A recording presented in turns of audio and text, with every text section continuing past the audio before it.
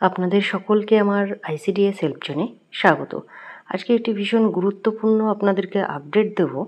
অর্থাৎ আপনারা দেখেছেন যে জন আন্দোলন পোর্টালে 8 তারিখে যে থিম এবং অ্যাক্টিভিটি সাবমিট করেছেন, সেটা অবশ্যই প্রত্যেকেই আপনারা দপ্তর থেকে নোটিশ পেয়েছেন বা অর্ডার কপি কিন্তু আপনারা পেয়েছেন, বা আপনাদের যে প্রজেক্ট রয়েছে সেখান থেকে সুপারভাইজার বা সিডিপিও স্যাররা বা ম্যাডামরা আপনাদেরকে গ্রুপে সেটা শেয়ার করেছে এবং সেটা ফলো করেই আপনারা কিন্তু থিম এবং অ্যাক্টিভিটি সাবমিট করেছেন। এবং তারপরেই আপনারা অনেক ওয়ার্কার দিদিরাই জানতে চাইছেন, যেমন 8 তারিখে আপনারা যে থিম এবং অ্যাক্টিভিটি সাবমিট করেছেন, ঠিক তার পরের যে তারিখগুলো রয়েছে অর্থাৎ 9, 10, 11, 12 এইভাবে কিন্তু এই যে সুপুষ্টি পক্ষ সেটা 22 তারিখ পর্যন্ত চলবে।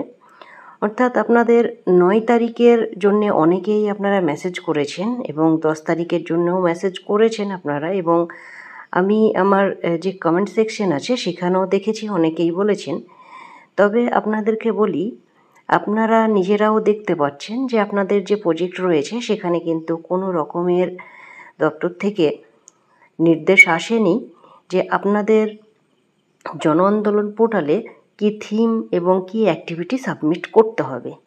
তো আপনাদেরকে এটাই বলার, দপ্তর থেকে নির্দেশ না আসা পর্যন্ত আপনারা জন আন্দোলন পোর্টালে কোনো থিম বা অ্যাক্টিভিটি সাবমিট করবেন না। আর যদি করতে চান তো অবশ্যই আপনাদের সুপারভাইজার বা সিডিপিওর স্যার বা ম্যাডামের সঙ্গে কথা বলে তারপরেই আপনারা কিন্তু সাবমিট করবেন, যেহেতু এখনও পর্যন্ত 8 তারিখের পরে কোনোভাবেই আর নির্দেশ কিন্তু আসেনি। তো অনেক ওয়ার্কার দিদিরাই দেখছি যে আপনারা 9 তারিখ 10 তারিখের হয়তো কোথাও থেকে তথ্য পাচ্ছেন, সেটা দেখে আপনারা কিন্তু সাবমিট করছেন। তো সেটা করবেন না, কারণ আপনারা জন আন্দোলন পোর্টালে ধরুন এখন যদিও কোনো রকমের অ্যাক্টিভিটি আসেনি বা কি থিম আপনারা সাবমিট করবেন সেই রকম নির্দেশ কিন্তু নেই। যদি ধরুন আসে তাহলে আপনারা কিন্তু জানেন যে জন আন্দোলন পোর্টালে ব্যাকডেটের আপনারা 6 দিনের কিন্তু সাবমিট করতে পারবেন। তো সেই নিয়ে কিন্তু কোনো রকমের সমস্যা হবে না।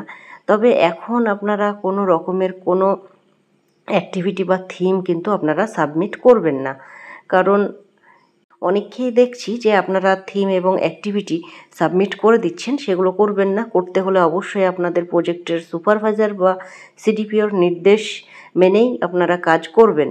আপনারা এই যে জন আন্দোলন পোর্টালে যে দিনের নির্দেশ ছিল এবং যে দিনের অর্ডার ছিল আপনারা সেই দিনের সাবমিট করেছেন, অর্থাৎ 8ই এপ্রিল আপনাদের সাবমিট করার কথা ছিল, সেটা আপনারা করে দিয়েছেন। এবং এই যে সুপুষ্টি পক্ষ সেটা অবশ্যই আপনাদের এই যে 8 থেকে 22 তারিখ পর্যন্ত চলবে, কিন্তু তার জন্যে যে অর্ডার কপি সেটা তো অবশ্যই দরকার, সেটা না পাওয়া পর্যন্ত আপনারা কেউ সাবমিট করবেন না। এবং আপনারা দেখেছিলেন 8 তারিখের যে অর্ডার কপি সেটা শুধু 8 তারিখেরই ছিল।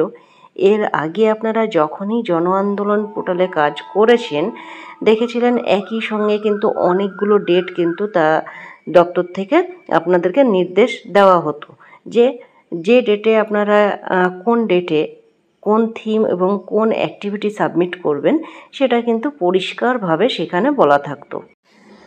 তবে আপনারা দেখেছেন শুধুমাত্র সিঙ্গেল ডেজ জন্যেই কিন্তু অর্ডার বের হয়েছিল, আপনারা সেটা করে দিয়েছেন। যদি কোনো ওয়ার্কার দিদি এখনও 8 তারিখের না করে থাকেন তবে অবশ্যই আপনারা 8 তারিখের করে দেন। এবং আপনারা যদি যে দিনগুলো বা 8 তারিখের পরে 9, 10, 11, 12 বা 22 তারিখের মধ্যে যে কোনো দিন বা যে দিনগুলো আপনারা যদি করতে চান সব ডেগুলো, তাহলে আপনারা অবশ্যই আপনাদের সিডিপিও বা সুপারভাইজার দিদিদের পারমিশন নিয়েই আপনারা সাবমিট করুন। তবে এই মুহূর্তে কোনো রকমের কোনো নির্দেশ কিন্তু দপ্তর থেকে নেই যে আপনাদের এই যে জন আন্দোলন পোর্টালে 8 তারিখের পরে থিম এবং অ্যাক্টিভিটি সাবমিট করতে হবে, সেই বিষয়ে কোনো রকমের এখনও পর্যন্ত নির্দেশ নেই। আমি এর আগের ভিডিওতে আপনাদেরকে বলেছিলাম কোনো রকমের নোটিশ আসলেই বা নির্দেশ আসলেই আপনাদেরকে ভিডিওর মাধ্যমে জানিয়ে দেওয়া হবে, তখন আপনারা সাবমিট করবেন। অযথা আপনারা নিজেদের মধ্যে প্যানিক সৃষ্টি করবেন না। আপনারা যদি নিজের দায়িত্বে করতে চান সেটা আপনারা করতে পারেন, তবে এই মুহূর্তে দপ্তর থেকে কোনো রকমের নির্দেশ নেই। তো এই ছিল আজকের ভিডিও। আবারও আপনাদের সঙ্গে অন্য কোনো ভিডিওতে দেখা হবে। ধন্যবাদ। সুস্থ থাকুন, ভালো থাকুন।